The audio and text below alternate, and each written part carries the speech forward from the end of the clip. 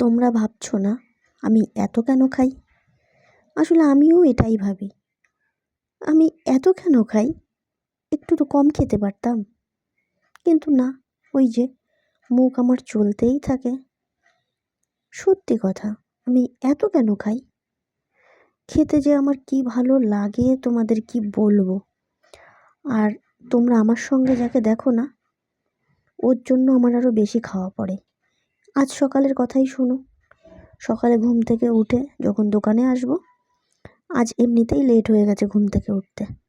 হাতে মাত্র 30 মিনিট সময় ছিল। আমি বারণ করলাম যে কোনো খাবার কিন্তু আমি আজকে নেব না দোকানে। আমার কোনো কথাই শুনলো না।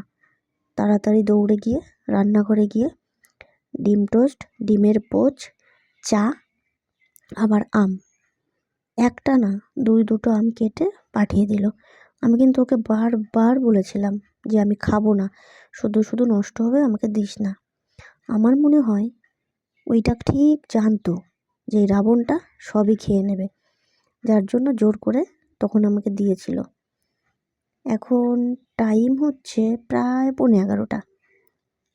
আর বাড়ির থেকে আজ আমি দোকানে ঢুকেছি 9টার পরে। তো বাড়ির থেকে বেরোনোর সময় চা বিস্কিট খেয়ে বেরিয়েছিলাম।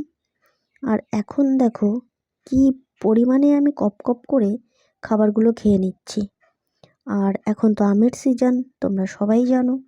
আম হচ্ছে ফলের মধ্যে আমার একটা ফেভারিট খাবার। মানে আমি সারাদিনে নাই নাই করে 5 থেকে 7টা আম খেয়েই নিই। এত পছন্দ আমার আম। সকালবেলায় যে 2টো আম কেটে দিয়েছে, এর মধ্যে একটা ছিল গোলাপ খাস আম আর একটা ছিল বোম্বাই আম।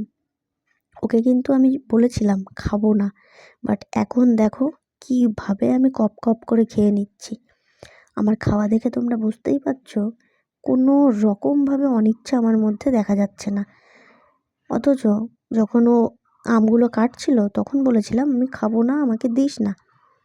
ও আমার কোনো কথাই শুনলো না, জোর করে দিয়ে দিল। আর এখন আমার অবস্থাটা দেখো। আসলে আমি এরকমই খাই। আচ্ছা, আমি এত কেন খাই বলো তো?